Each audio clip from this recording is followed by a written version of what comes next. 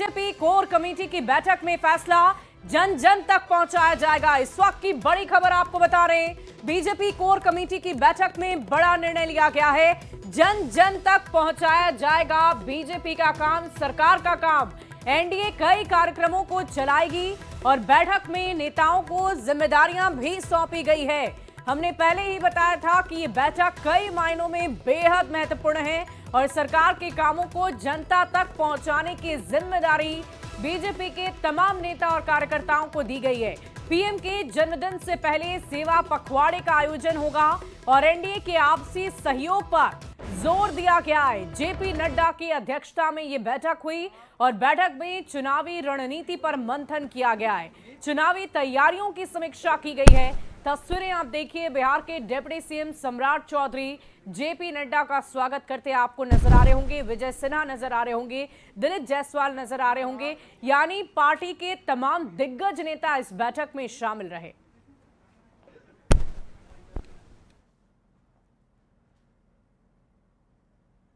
और बैठक में आगामी चुनाव पर, जो बिहार विधानसभा का चुनाव होना है, इस पर विस्तृत चर्चा हुई।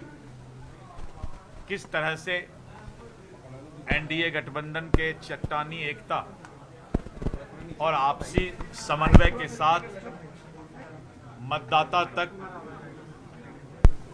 पार्टी के द्वारा कार्यक्रम चलाया जाए और जो अभी बिहार विधानसभा चुनाव होना है, एनडीए कार्यकर्ता सम्मेलन जो विधानसभा स्तर पर हो रहा है, उसकी भी समीक्षा की गई।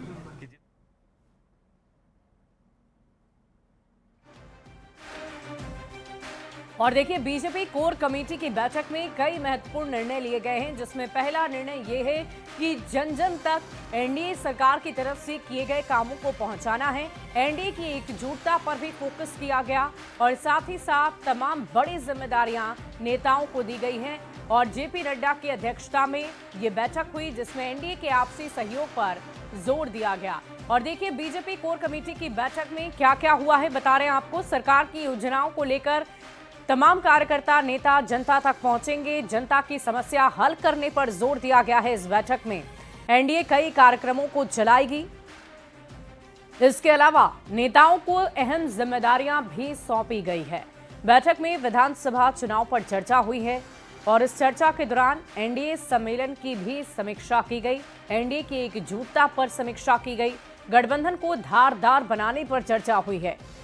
किसी भी तरह की कोई कमी ना रह जाए, इस पर खास फोकस किया गया है। विकास कार्य की ओर भी देखा गया। पीएम के जन्मदिन से सेवा पखवाड़े की शुरुआत की जाएगी और बैठक में आगामी विधानसभा चुनाव पर भी चर्चा हुई।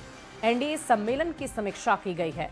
तो ये तमाम ऐसे महत्वपूर्ण पॉइंट्स हम आपको बता रहे हैं जो बीजेपी कोर कमेटी की बैठक में आज इस बैठक में इन बातों को रखा गया और इन बातों पर खास तौर पर फोकस किया गया है, जोर दिया गया है कि सरकार की तमाम योजनाएं जो जनता के लिए चलाई जा रही है, उन योजनाओं का कितना असर हुआ है, जनता को इससे कितना फायदा मिला है, ये सारी बातें जन जन तक तमाम बीजेपी के कार्यकर्ता नेता, एनडीए के कार्यकर्ता नेता जन जन तक पहुंचाएंगे, उन्हें समझाएंगे, उन्हें बताएंगे। हर बूथ तक बीजेपी पहुंचेगी, सरकार की योजनाओं को लेकर पहुंचेगी और जनता को पूरी तरह से अपनी ओर आकर्षित करने की कोशिश एनडीए की तरफ से की जाएगी। यहां तक कि एनडीए की एकजुटता को लेकर भी खास तौर पर फोकस किया गया।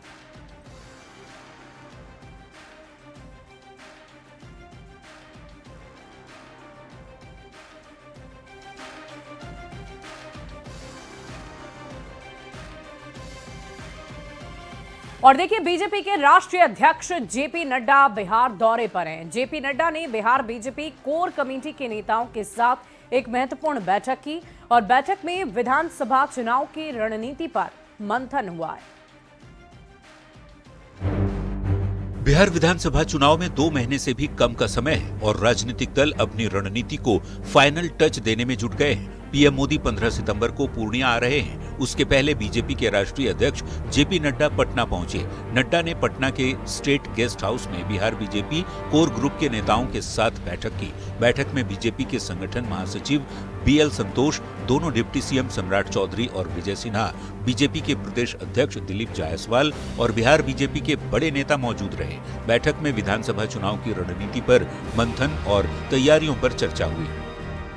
इसमें जो भारतीय जनता पार्टी के नेताओं को और एनडीए के जो हमारे गठबंधन दल हैं, उनके बीच संवाद, समन्वय और कैसे धारदार उसको बनाया जाए, इस बात पर चर्चा हुई। और आने वाले समय में एनडीए गठबंधन दल का संवाद, समन्वय और भी धारदार हो और पूरा एनडीए एकजुट होकर मतदाता के पास जाए, इस पर विचार विमर्श हुआ।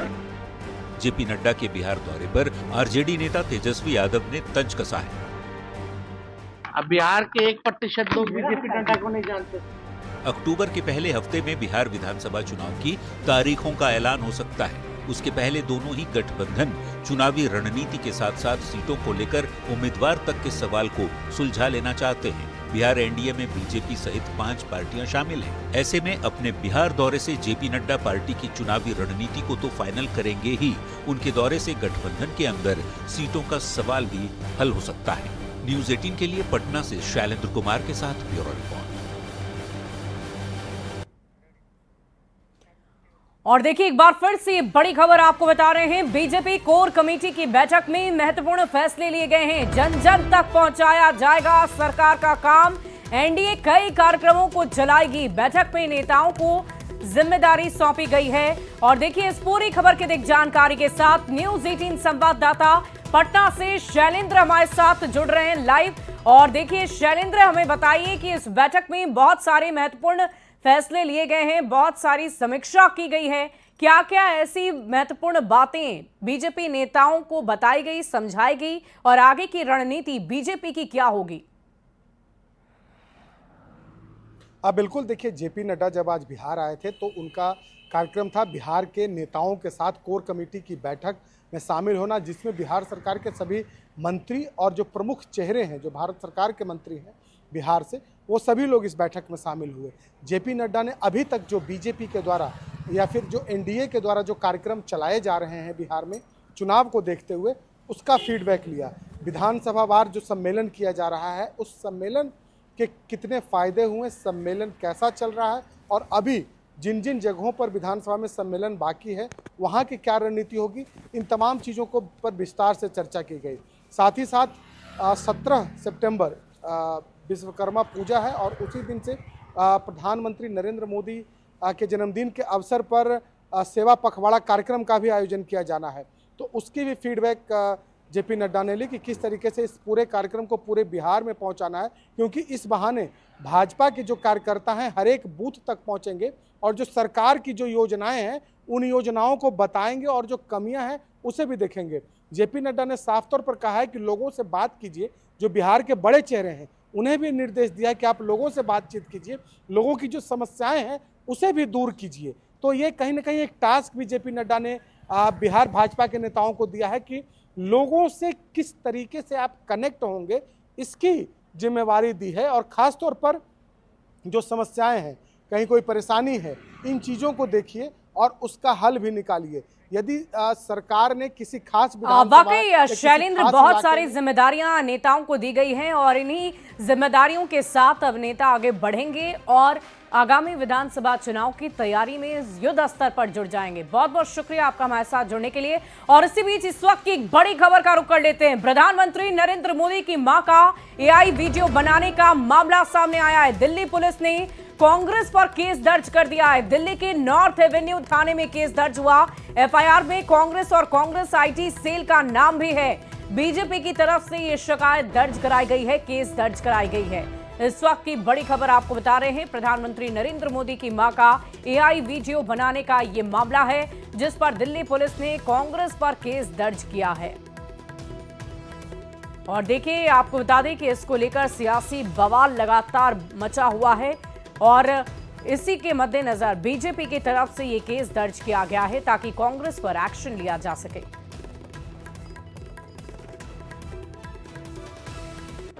और इधर बीजेपी सांसद संजय जायसवाल और जन स्वराज के संयोजक प्रशांत किशोर आमने सामने हैं। बीजेपी सांसद संजय जायसवाल ने प्रशांत किशोर की पार्टी पर बड़ा खुलासा कर दिया है।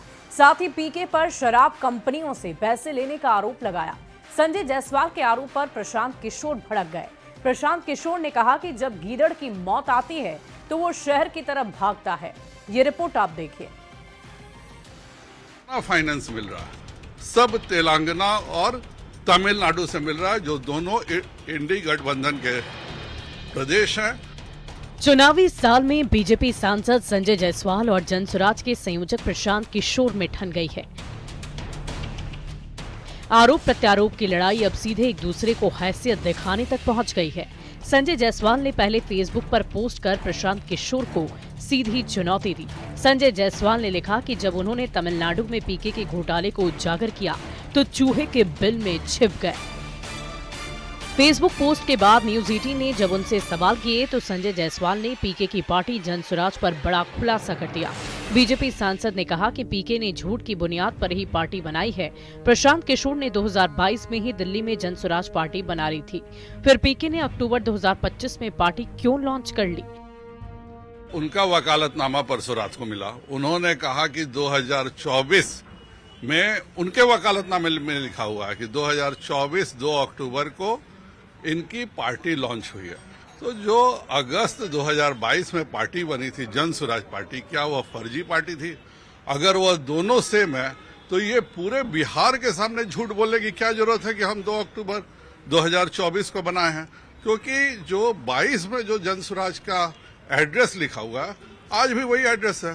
तो ये सारा कुछ बताता है कि प्रशांत किशोर अपने जीवन की शुरुआत घोटाले से किया है। संजय जायसवाल ने प्रशांत किशोर पर बड़े आरोप लगाए। बीजेपी सांसद ने आरोप लगाया कि पीके तमिलनाडु तेलंगाना की कंपनियों से फंडिंग करा रहे, शराब कंपनियों से पैसे ले रहे हैं।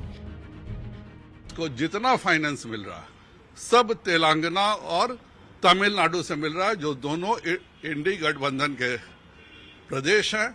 उसको बताना चाहिए कि शराब की कंपनी से क्यों पैसा इतना लिया है, और शराब की कंपनी से पैसा लेता है एनरिका एंटरप्राइजेज से, तो क्यों वो यहाँ भाषण देता है कि मैं 1 घंटे में शराबबंदी खत्म कर दूंगा?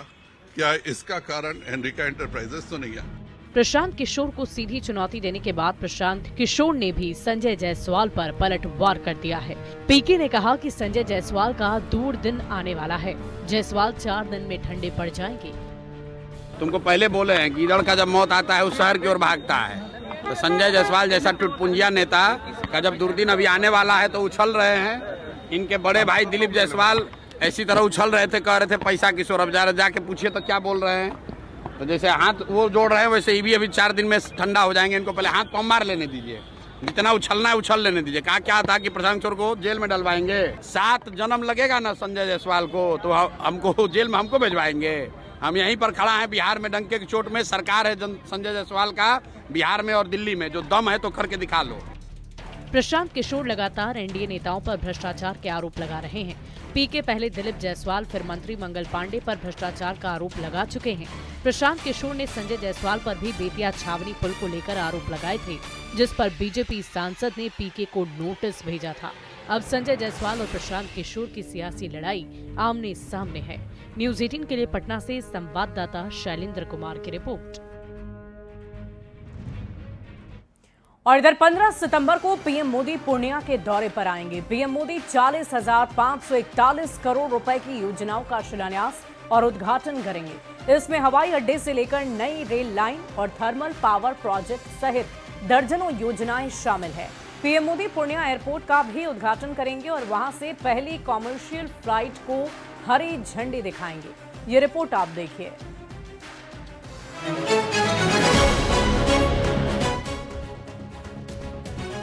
चुनावी साल में पीएम नरेंद्र मोदी एक बार फिर बिहार के दौरे पर आने वाले हैं।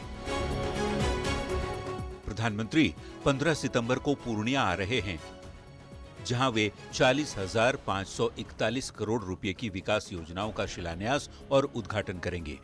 पीएम पूर्णिया एयरपोर्ट का उद्घाटन करने के साथ ही पहली कॉमर्शियल फ्लाइट को भी हरी झंडी दिखाएंगे।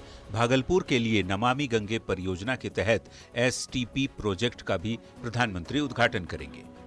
कि देश के प्रधानमंत्री नरेंद्र मोदी जब भी बिहार का दौरा करते हैं तो बिहार के विकास में एक मील का पत्थर साबित होता है। हर बार विकास में कोई न कोई ईंट जोड़ते ही रहते हैं और यही नरेंद्र मोदी जी का सपना नहीं बल्कि संकल्प है कि बिहार के विकास के बगैर देश का विकास नहीं, क्योंकि बिहार गेटवे ऑफ पूर्वांचल है। लंबे समय से पूर्णिया सहित सीमांचल के लोग हवाई सेवा की मांग कर रहे थे। इस सुविधा से न सिर्फ उत्तर बिहार बल्कि नेपाल और बंगाल की सीमा से जुड़े इलाके भी सीधे जुड़ जाएंगे। यहाँ पे पूर्णिया हवाई अड्डा है, एयरपोर्ट अथॉरिटी ऑफ इंडिया। ये शानदार जो तस्वीर है वो एक्सक्लूसिव तस्वीर न सिर्फ एक एयरपोर्ट बल्कि आने वाले दिनों में यहाँ के पूर्णिया और पूर्णिया के साथ साथ सीमांचल के लगभग 13 जिलों के लिए विकास की एक नई उड़ान लेकर के आएगा। यहाँ पे शिक्षा, स्वास्थ्य, उद्योग में एक नई क्रांति जो है वो आने वाली है। और 15 सितंबर को पीएम मोदी रेल सेक्टर में कई अहम सौगात देंगे। पीएम दानापुर जोगबनी रूट पर चलने वाली वंदे भारत ट्रेन, अमृत भारत एक्सप्रेस समेत 4 ट्रेनों को हरी झंडी दिखाएंगे। नई रेल लाइन के साथ साथ वाटर सप्लाई और भागलपुर के पिरपैंती में थर्मल पावर सहित दर्जनों योजनाओं की भी सौगात देंगे। माननीय प्रधानमंत्री जी का सुबह आगमन जो है वो पूर्णिया में होगा और उस अवसर पे हमारे कटिहार मंडल को उनके द्वारा 3 ट्रेनों की सौगात दी जाएगी, जिसमें एक ट्रेन जोगबनी दानापुर जोगबनी वंदे भारत एक्सप्रेस चलेगी, दूसरी ट्रेन जोगबनी इरोड जोगबनी अमृत भारत ट्रेन चलाई जाएगी और एक ट्रेन जो कटिहार सिलीगुड़ी कटिहार एक्सप्रेस करके चलाई जाएगी, जो नई लाइन अभी कमीशन हुई है उसमें इस गाड़ी को चलाया जाएगा।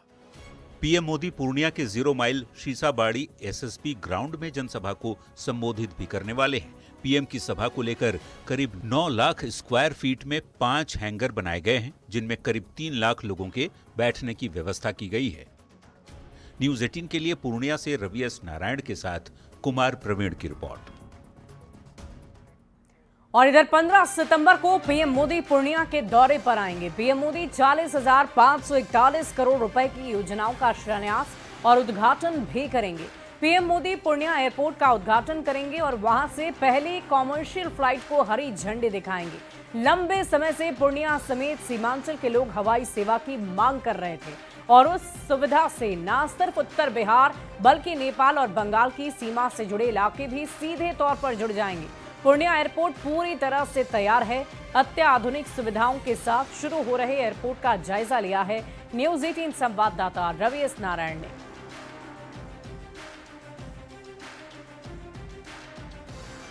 पूर्णिया एयरपोर्ट के रूप में बिहार को बड़ा तोहफा मिलने जा रहा है और प्रधानमंत्री नरेंद्र मोदी जो हैं वो समर्पित करने जा रहे हैं। और उससे पहले आपको बता दें कि न्यूज 18 पर एक्सक्लूसिवली पहली जो अंदर की जो तस्वीर है वो हम आपको दिखाते हैं, क्योंकि न्यूज 18 हर तस्वीर पहले दिखाने के लिए जाना जाता है। और हम आपको दिखाते हैं कि देखिए किस कदर जो है वो जो पूर्णिया का जो एयरपोर्ट है किस ढंग से भव्य रूप से तैयार हुआ है। और ये पूर्णिया एयरपोर्ट जो है वो पूर्णिया के साथ साथ पूरे सीमांचल को एक नई उड़ान देने जा रहा है। विकास के नए प्रतिमान जो है वो गढ़े जाएंगे। और इनकी एक्सक्लूसिव तस्वीर जरा देखिए, यहाँ पे जो आगमन है अराइवल से उसका एक जो गेट है वो आप देख सकते हैं कि यहाँ से अराइवल जो है वो यहाँ से शुरू होगा। और उसके साथ साथ आप देख सकते हैं कि डिपार्चर के लिए जो है D1 और D2 2 गेट बनाए गए हैं। और यहाँ से कल जब प्रधानमंत्री नरेंद्र मोदी शुरुआत करेंगे उसके बाद से यहाँ से पहली फ्लाइट जो है वो अहमदाबाद के लिए यहाँ से उड़ेगी और लोगों के लिए जो है वो विकास के नई राह जो है वो शुरुआत होगी। टिकट काउंटर जो है वो अंदर में है। यहाँ पे एक बड़ा सा लोन जो है वो तैयार किया गया है। तो पूरी तरह से एक ढंग से कहें कि पूर्णिया एयरपोर्ट जो है पूरी तरह से तैयार है और बिहार का ये चौथा एयरपोर्ट है। हमारे साथ जो है इनपुट एडिटर ब्रज सर भी हैं। सबसे एक्सक्लूसिव तस्वीर हम लोग पहली बार दिखा रहे हैं। ये पहला चैनल है जो उद्घाटन से ठीक पहले। बिल्कुल, ये बिहार के लिए बहुत बड़ा तोहफा और खास करके ये बता दें कि बिहार का ये सबसे बड़ा एयरपोर्ट बनने जा रहा है। जो रनवे है ये चाहे वो पटना हो, चाहे वो गया जी हो, चाहे वो दरभंगा हो, ये सबसे बड़ा लगभग 3.25 किलोमीटर का ये रनवे है। और जो विकास की उड़ान की हम लोग बात कर रहे थे, एक नए विकास के प्रतिमान की बात कर रहे थे, तो उसका प्रतिबिंब यहाँ साफ साफ आपको दिख रहा है कि इस सीमांचल के लिए कितना बड़ा तोहफा है। लगभग 13 जिलों के लिए फायदा होगा, चाहे वो सीमांचल के हों, कोसी के हों, तो उनको फायदा होगा। साथ साथ झारखंड के भी कुछ जिले हैं जिनसे यहाँ पहुंचा जाएगा, तो निश्चित तौर पे एक बहुत बड़ी संभावना है। और एक विशेषता इसकी ये है, ये अंतर्राष्ट्रीय एयरपोर्ट बनने की इसमें क्षमता है, क्योंकि इसका रनवे काफी बड़ा होगा, तो बड़े जो कार्गो प्लेन्स हैं वो भी यहाँ लैंड कर पाएंगे। विकास की जो चीजें होती है, जो डेवलपमेंट का एक काम हो रहा है, कई सीरीज का काम हो रहा है, तो वो काफी महत्वपूर्ण रहेगा। और खास करके जो कुछ योजनाएं भी सरकार की तरफ से लाई गई हैं, सामाजिक सोशल वेलफेयर की योजनाएं, तो उसका कहीं न कहीं रिफ्लेक्शन हमें देखने को मिलेगा जब यहाँ एनडीए की रैली होगी। निश्चित रूप से, और ये एक बड़ी शुरुआत है और एयरपोर्ट का जो है वो पूरी तरह से तैयार है और प्रधानमंत्री मोदी जो हैं वो आकर इसे राष्ट्र को समर्पित करेंगे और पूरे सीमांचल के लोगों को उसके विकास में एक नई क्रांति जो है वो आने वाली है। कैमरा पर्सन सुबोध के साथ रवि एस नारायण, न्यूज़ 18 पूर्णिया। और देखिए, बिहार की राजनीति में वंशवाद और परिवारवाद को लेकर एडीआर ने ताजा आंकड़े जारी किए हैं। रिपोर्ट की माने तो बिहार में लगभग 1/3 सीटों पर वंशवाद की राजनीति हावी है। नेताओं के बेटे बेटियों का ही राज है। ये रिपोर्ट आप देखिए। बिहार में अगले 2 महीने में विधानसभा का चुनाव होने वाला है और इलेक्शन से ठीक पहले चुनावी आंकड़ों पर नजर रखने वाली संस्था एडीआर यानी एसोसिएशन फॉर डेमोक्रेटिक रिफॉर्म्स ने एक नया चुनावी बम फोड़ दिया है। वंशवादी नेताओं को लेकर एडीआर ने नया डाटा जारी किया है। एडीआर ने खुलासा किया है कि बिहार में 96 परिवारों का 1/3 राजनीति पर कब्जा है। वंशवाद से बिहार की 57% महिलाएं राजनेता बनी, जबकि 22% पुरुष ऐसे हैं जो राजनीतिक परिवार से आते हैं। यानी पुरुषों की तुलना में लगभग 2.5 गुना ज्यादा महिलाओं पर वंशवाद की राजनीति का दाग है। ये किसी जनता पे जबरदस्ती थोपा नहीं जाता है। लोकतंत्र में जो चुनाव के मैदान में जाते हैं, जनता के बीच में जाते हैं, जनता उनको चुन के भेजती है। और राजनीति में आपके परिवार ने समाज को क्या दिया है, ये भी जरूर समाज देखता है, तभी परिवार को भी स्थान देता है। एसोसिएशन फॉर डेमोक्रेटिक रिफॉर्म्स अलग अलग राष्ट्रीय दल और क्षेत्रीय पार्टियों का भी आंकड़ा जारी किया है। रिपोर्ट के मुताबिक सत्ताधारी भारतीय जनता पार्टी में 18%, सीएम नीतीश की पार्टी जेडीयू में 40% और चिराग पासवान की एलजेपी-आरबी में सबसे ज्यादा 60% वंशवाद है। यानी कि राष्ट्रीय दल हो या क्षेत्रीय राजनीतिक पार्टी, एनडीए गठबंधन में कई ऐसे जनप्रतिनिधि हैं जिनका बैकग्राउंड वंशवादी है। यह बेहद दुर्भाग्यपूर्ण है कि राष्ट्रीय जनता दल और कांग्रेस जैसी परिवारवादी और वंशवादी पार्टियों के चलते राजनीति में लंबे समय तक आम लोगों के आगे बढ़ने की संभावना सिमटी रही। महागठबंधन का भी कोई दल वंशवाद की राजनीति से अछूता नहीं है। एडीआर के आंकड़े के अनुसार लालू प्रसाद के राष्ट्रीय जनता दल में 30%, कांग्रेस पार्टी में 32% और लेफ्ट पार्टियों में करीब 8% वंशवाद है। ये आंकड़े बताते हैं कि वाम दल में परिवारवाद की राजनीति कम है, लेकिन वो वंशवाद के दायरे से बाहर भी नहीं है। सबसे ज्यादा वंशवाद और परिवारवाद में जो घिरे हैं वो क्या सवाल खड़े करेंगे। लोकतंत्र में जनता मालिक होती है और जनता जिसे चाहती है उसे चुनकर सदन में पहुंचाती है।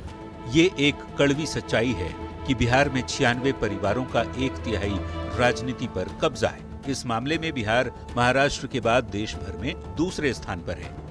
बिहार में कुल 360 सांसद, विधायक और विधान परिषद सदस्य हैं। इनमें से 96 एमपी, एमएलए और एमएलसी ऐसे हैं जो वंशवादी पृष्ठभूमि से आते हैं। इस लिहाज से बिहार में करीब 27% माननीय वंशवादी हैं। कुछ ही समय में बिहार में फिर से चुनाव होने वाला है। देखना होगा वंशवाद वाली राजनीति से कितनी पार्टियां परहेज करती हैं और कितने दल प्यार। पटना संवाददाता आनंद अमृतराज के साथ ब्यूरो रिपोर्ट, न्यूज़ 18।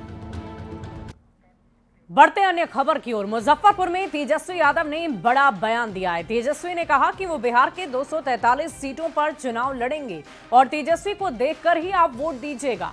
आपको बता दें कि तेजस्वी मुजफ्फरपुर के कांटी बाबा साहेब भीमराव अंबेडकर की प्रतिमा का अनावरण करने पहुंचे हुए थे और इसी दौरान मंच से उन्होंने प्रदेश सरकार पर निशाना भी साधा।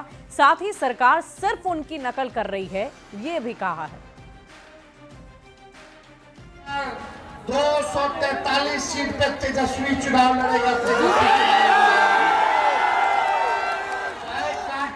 मुजफ्फरपुर हो, बौछार हो, गाय घाट हो, आप सब लोगों से अपील है कि तेजस्वी को देख करके वोट दीजिए, बिहार को आगे ले जाने का काम करेगा। और तेजस्वी के इसी बयान पर बीजेपी ने तंज कसा है। महागठबंधन की फूट सामने आ रही है, ये कह रही है बीजेपी। तेजस्वी ने कांग्रेस पर प्रहार किया। बीजेपी महागठबंधन में सभी दल अपनी अपनी राह देख रहे हैं।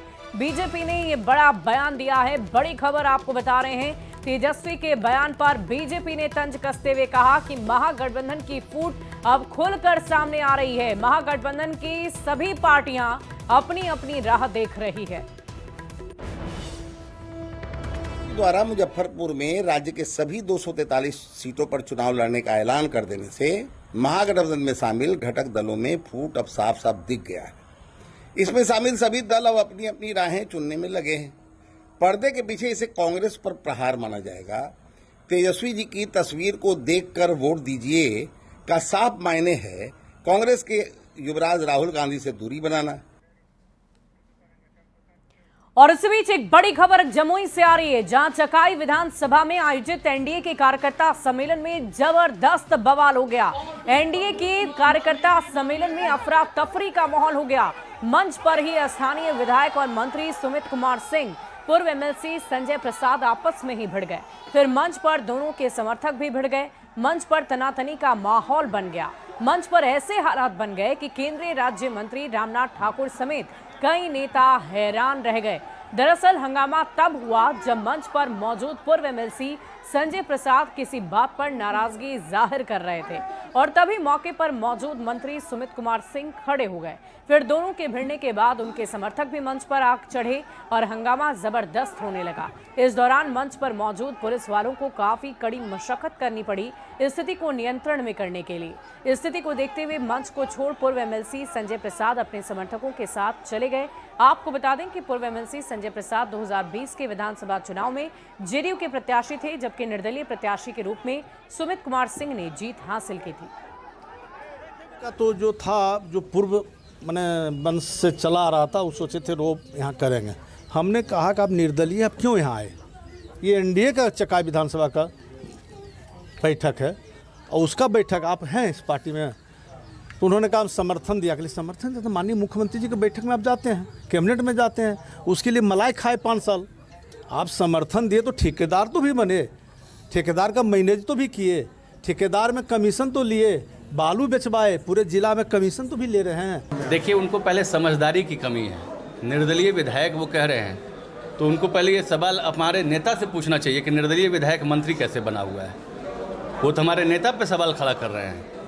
निर्दलीय विधायक जिसको बोल रहे हैं उनको ये समझ में नहीं आ रहा है कि निर्दलीय विधायक का समर्थन। और बिहार की